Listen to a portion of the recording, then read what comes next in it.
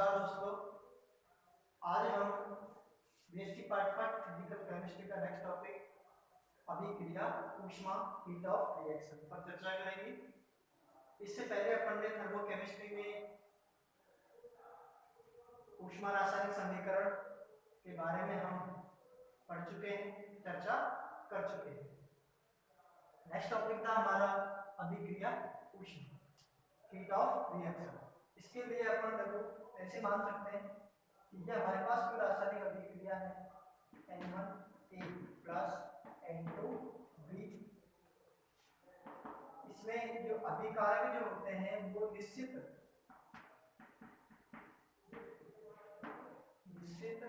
ताप व दाब पर उत्पाद N1C प्लस N2B में कन्वर्ट होगा।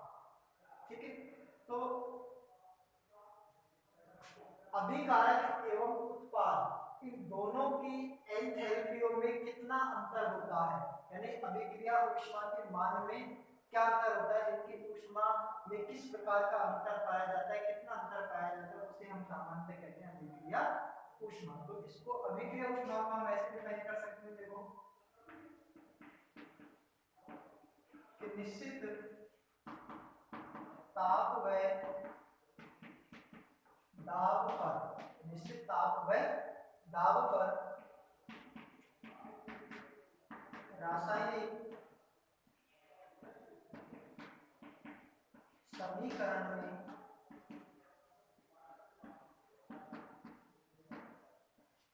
दर्शाए गए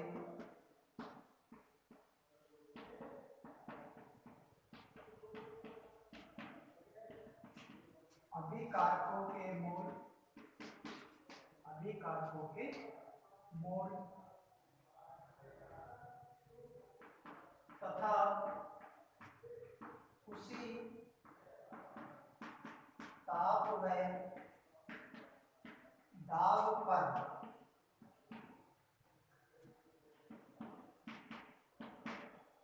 उत्पादों के मोलों में अभिकृत, उत्पादों के मोलों में अभिकृत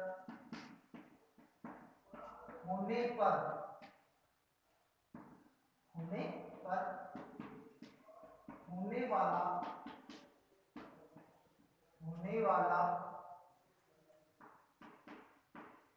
पूर्ण ऊष्मा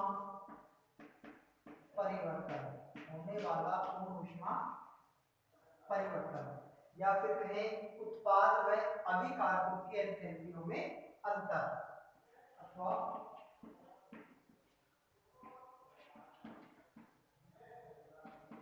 उत्पाद व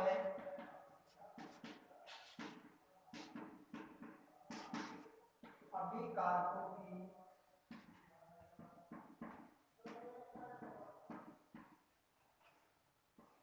एंथैल्पी में अंतर, अभिक्रिया ऊष्मा कहलाता है, अभिक्रिया ऊष्मा कहलाता।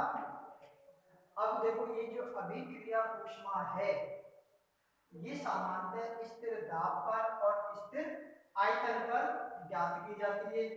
तो यदि अपन अभिक्रिया ऊष्मा को स्थिर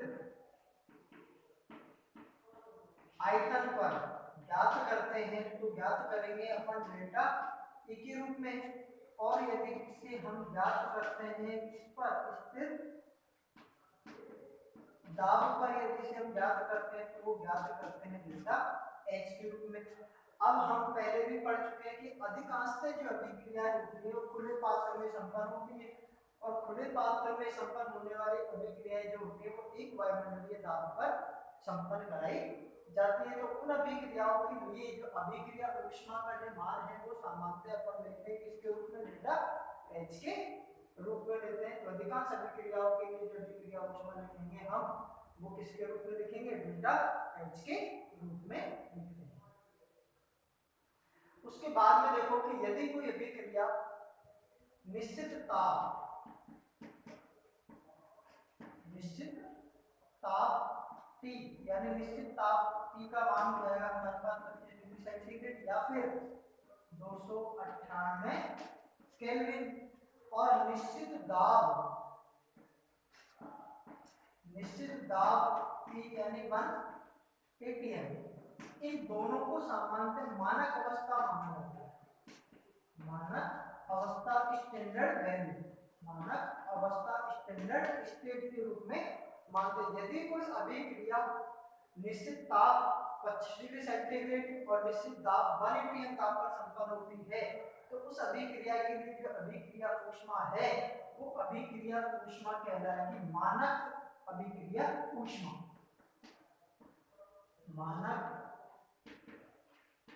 अभिक्रिया ऊष्मा अर्थात standard heat of reaction, standard heat of reaction, जिसको अपन प्रतीक के तौर पे यहाँ पर लिख सकते हैं कि डेल्टा H, यहाँ पर मुदान के रूप में लगा देंगे किसको, दाब को, सुपरस्क्रिप्ट, और ये जो टेम्परेचर है 298 केल्विन, ये सब स्क्रिप्ट के रूप में माना जाता है, यानी पदार्थ के रूप में लिया जाता है। तो ये जो प्रतीक है ये सामान्यतः मानक अभिक्रिया ऊष्मा को प्रदर्शित करता है। तो यहाँ पर आप लोग दोबारा देखिए, ये हमारे पास कोई सामान्य रिएक्शन है और ये सामान्य रिएक्शन निश्चित ताप व दाब पर संपन्न कराई जा रही है। तो इसके लिए अपन ये अभिक्रिया ऊष्मा की डेफिनेशन लिखते हैं कि निश्चित ताप व दाब पर रासायनिक समीकरण में दर्शाए गए अभिकारकों के मोल तथा उसी ताप व दाब पर उत्पादों के मोलों में अभिकृत होने पर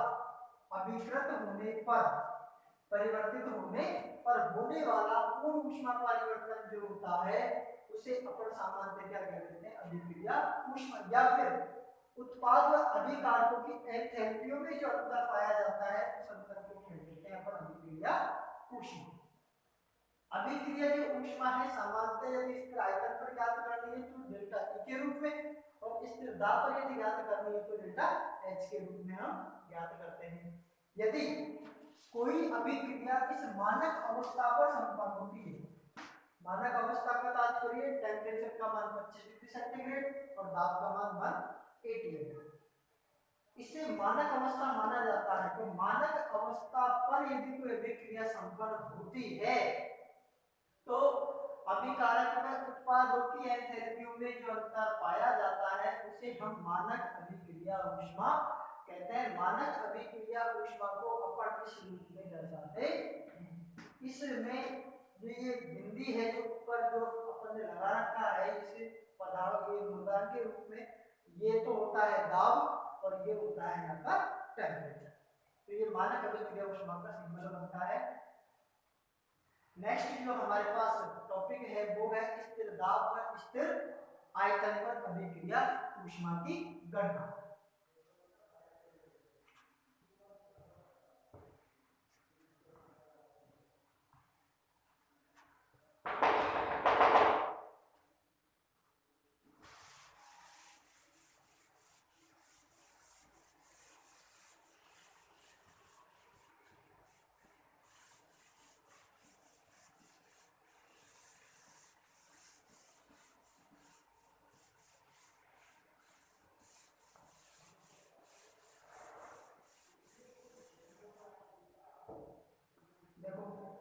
स्थिर दाब व स्थिर आयतन पर अभिक्रिया ऊष्मा की गणना। उसके लिए अपन ये मानते हैं कि माना कोई अभिक्रिया स्थिर आयतन पर संपन्न होती है तो इसके लिए लिखेंगे स्थिर आयतन पर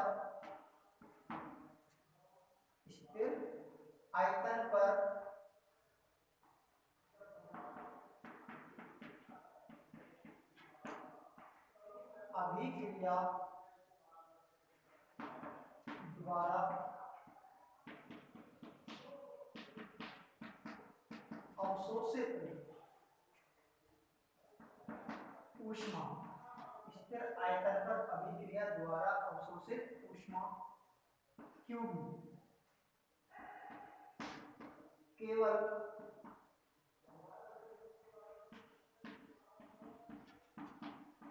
पदार्थों की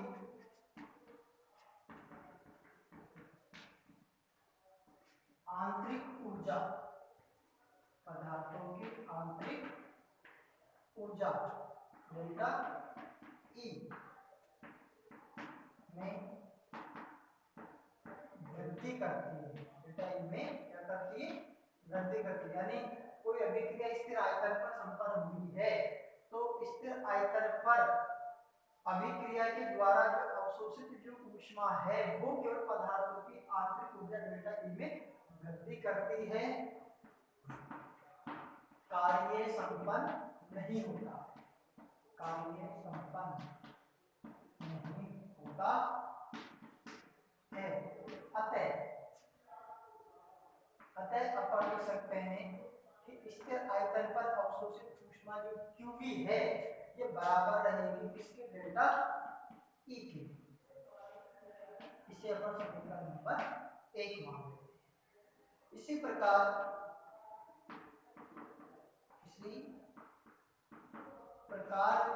यदि अभिक्रिया स्थिर दाब पर संपन्न होती है, स्थिर दाब पर संपन्न होती है तो अवशोषित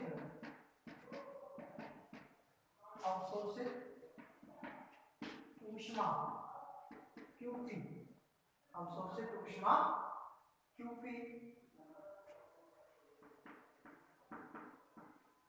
आंतरिक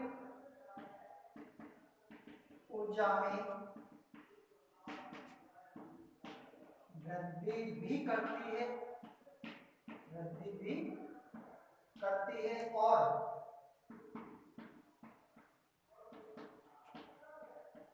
कार्य भी संपन्न होता है, कार्य संपन्न होगा। क्यों होगा? क्योंकि दाब का मान स्थिर है और यदि कोई पदार्थ स्थिर दाब पर ऊष्मा अवशोषित करता है तो उसके आयतन में क्या होता है? परिवर्तन होता है, आयतन में परिवर्तन होगा तो फिर कार्य भी संपन्न होगा। तो यहाँ पर देखो स्थिर दाब और स्थिर आयतन पर यदि ऊष्मा अवशोषित की जाती है एक ही अभिक्रिया के द्वारा तो फिर स्थिर दाब पर अवशोषित ऊष्मा का मान स्थिर आयतन पर अवशोषित ऊष्मा के मान से क्या रहता है? हमेशा अधिक रहता है।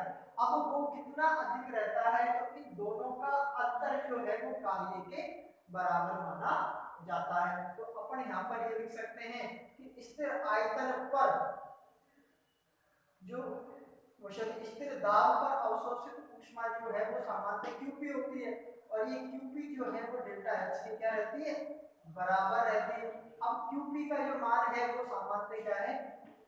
अधिक है। तो अधिक में से जब हम कप को घटाते हैं तो इनका जो अंतर आता है वो कार्य के रूप में हमें प्राप्त होता है। तो यहाँ पर लिख देंगे समीकरण 2 - 1 करने पर जब इसका अंतर निकालते हैं QP - QV बराबर डेल्टा H - डेल्टा E बराबर P डेल्टा V, ये हमारे पास प्राप्त होता है। और ये हो जाएगा हमारे पास समीकरण नंबर 3। या फिर इसे अपन लिख सकते हैं कि डेल्टा H बराबर delta P plus P delta V, और ये समीकरण हो गया हमारे पास 3। ठीक है।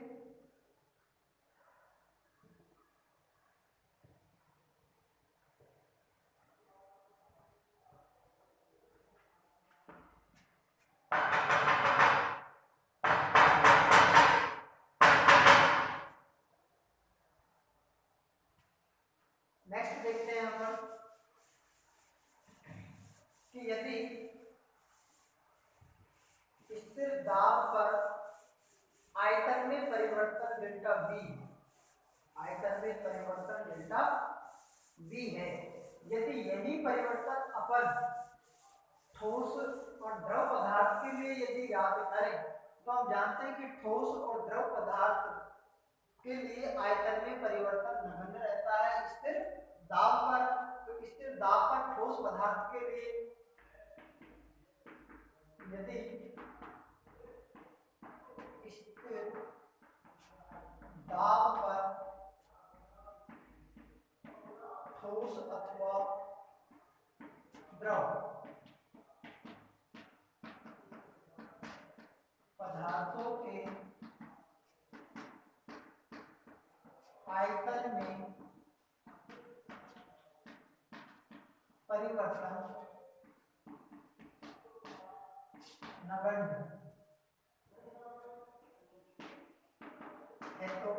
है तो अर्थात डेल्टा बी बराबर 0 है। तो समीकरण 3 से हम क्या लिख सकते हैं? समीकरण 3 से हम लिखेंगे कि डेल्टा एच बराबर डेल्टा ई। कार्य संपन्न हो गई और कार्य संपन्न हो तो फिर डेल्टा ई का मान क्या हो जाएगा? 0। तो ये ठोस और द्रव पदार्थ के लिए आ जाता है हमारा डेल्टा एच बराबर डेल्टा ई। लेकिन यदि हम ठोस में द्रव के स्थान पर क्या मान लें? गैस। क्या मान लें? गैस मान लें।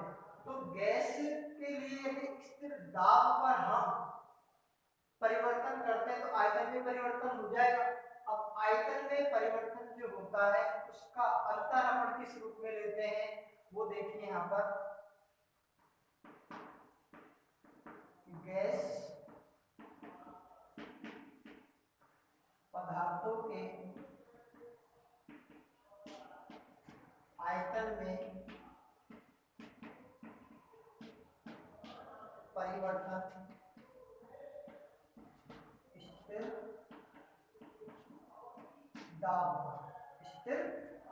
दाब पर तो यहां पर लिखेंगे अपन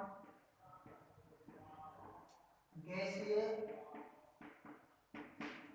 उत्पादों के मोल। तो गैसीय उत्पादों के मोल में तो अपन लिख देते हैं एनपी और उसके लिए आयतन लिखेंगे अपन बीपी। ठीक है, इसी प्रकार अपन यहाँ पर गैसीय अभिकारकों के लिए भी लिख सकते हैं गैसीय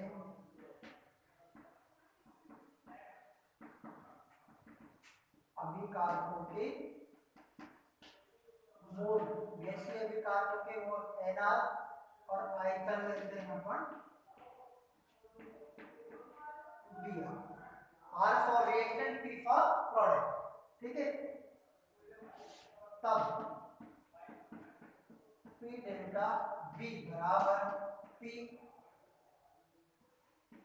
Bp minus Br, Bp minus Br, या P डेल्टा B बराबर P Bp minus P Br। ये समीकरण हो जाएगा समीकरण नंबर 4। यदि गैस आदर्श गैस समीकरण का पालन करती है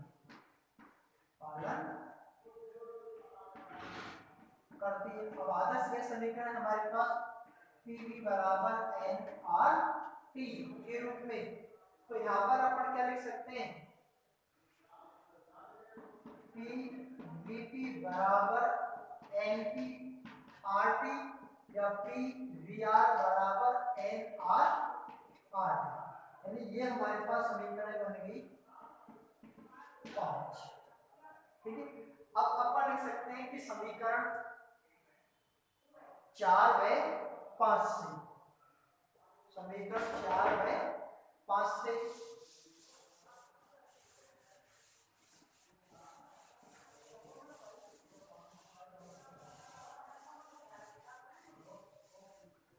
तो समीकरण 4 व 5 से अपन लिखेंगे कि P डेल्टा B बराबर पी डेल्टा बी बराबर N P R T minus N R T, या फिर आर टी को हम कॉमन ले लेते हैं और इधर बचेगा हमारे पास N P minus N R P delta B, या पी डेल्टा बी बराबर delta N G R T, delta N G R T हो जाएगा हमारे पास कुल गैसीय मोलों की संख्या में अंतर। तो ये हो जाएगा डेल्टा एन की बराबर N P minus N R, यानी गैसीय उत्पादों की संख्या, मोलों की संख्या, या फिर ये हो जाएगा हमारे पास गैसीय अभिकारकों के मोलों की संख्या। इनका जो अंतर रहता है वो डेल्टा एन जी क्या रहता है, बराबर माना जाता है। अब यहाँ पर ये डेल्टा एन जी की जो वैल्यू है हमारे पास यहाँ इनपुट हो जाएगी, तो पी डेल्टा बी है। अब ये पी डेल्टा बी का जो मान है हमें समीकरण नंबर किसमें रखना है, 3 में रखना है। तो यहाँ पर हम लिख देंगे समीकरण 3 में पी डेल्टा बी का मान रखने पर, जब ये मान रखते हैं तो हमारे पास समीकरण आती है, देखो डेल्टा एच बराबर delta E plus delta N G R T, या फिर क्यूपी बराबर Q B plus delta N G R T, और ये समीकरण होगी हमारे पास समीकरण नंबर, इसे तो अपन यहाँ पर दे देते हैं, समीकरण नंबर हो जाएगी ये 6 और ये हो जाएगी हमारे पास 7। तो समीकरण 7 के द्वारा अपन स्थिर दाब व स्थिर आयतन पर अभिक्रिया ऊष्मा का मान ज्ञात कर सकते हैं। इस समीकरण के लिए कुछ शर्तें लगाई जाती हैं, शर्तें देखिए आप लोग।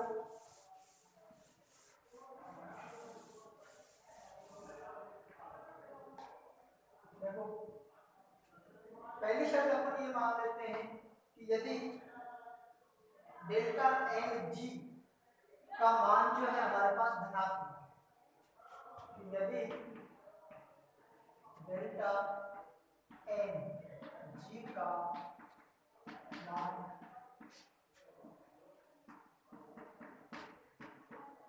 धनात्मक है, तब delta H greater than delta E. यदि डेल्टा एन जी का मान हमारे पास क्या है, धनात्मक है, तो धनात्मक होने पर फिर हम ये भी कह सकते हैं कि डेल्टा एच का जो मान है डेल्टा ई के मान से क्या है, बड़ा है। अर्थात स्थिर दाब पर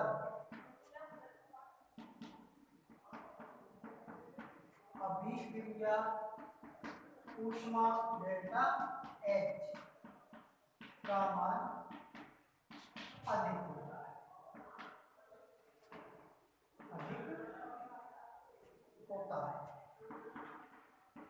अधिक होता है।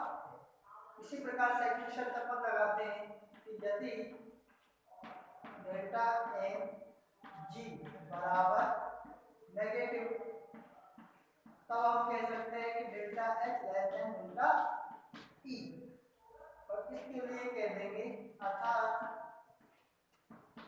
स्थिर आयतन पर अभिक्रिया ऊष्मा डेल्टा ई का मान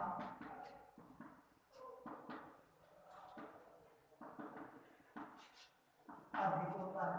डेल्टा ई का मान क्या होता है, अधिक होता है। इसी प्रकार थर्ड शर्त लगा देते हैं हम, यदि डेल्टा एन जी बराबर 0, तब डेल्टा एच बराबर डेल्टा ई, अर्थात अभिक्रिया में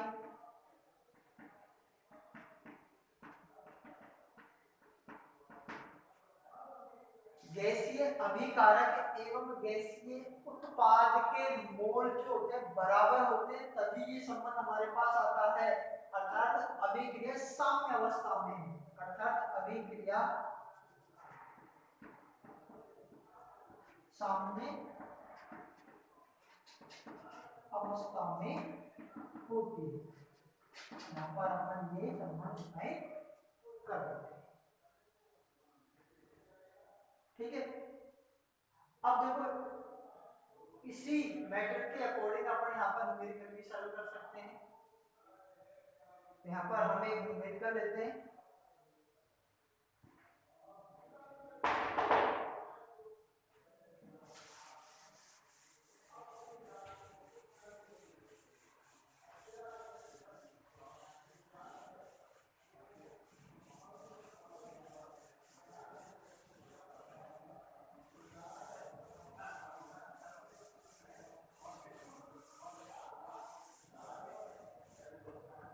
न्यूमेरिकल है हमारे पास कि 25 डिग्री सेंटीग्रेड तथा 1 वायुमंडलीय दाब पर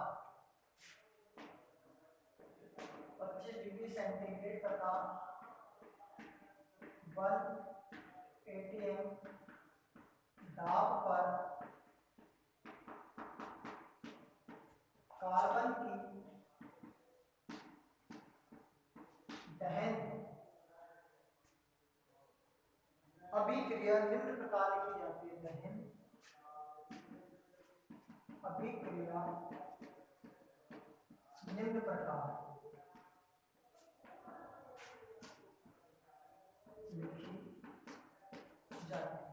निम्न प्रकार लिखी जाती है, यानी carbon solid plus O2 gas,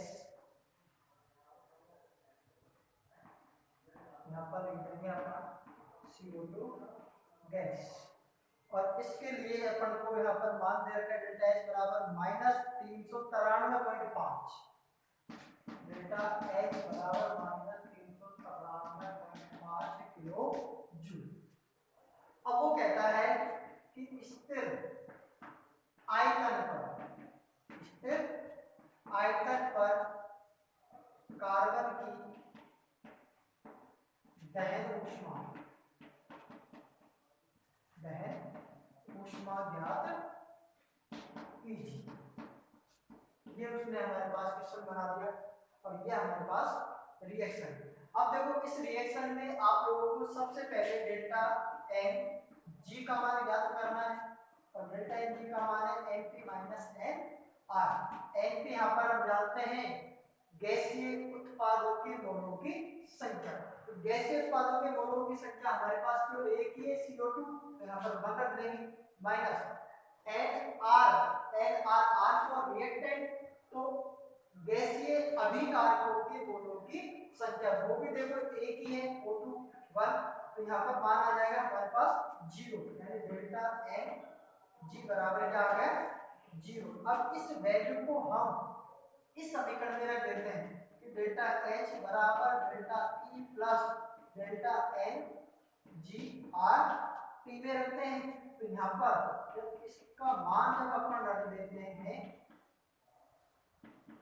0 R T, तो ये पूरा क्या हो जाएगा 0 हो जाएगा, तो हमारे पास मान रहेगा कि डेल्टा H बराबर डेल्टा E, यानी स्थिर दाब पर अभिक्रिया ऊष्मा का जो मान था हमारे पास, वही मान हमारे पास स्थिर आयतन पर कार्बन की दहन ऊष्मा के लिए रहेगा। तो यहाँ पर अपन लिख देंगे कि डेल्टा E बराबर -393.5 किलो जूल। ये वैल्यू हमारे पास इस अभिक्रिया के आंसर के रूप में प्राप्त होती है।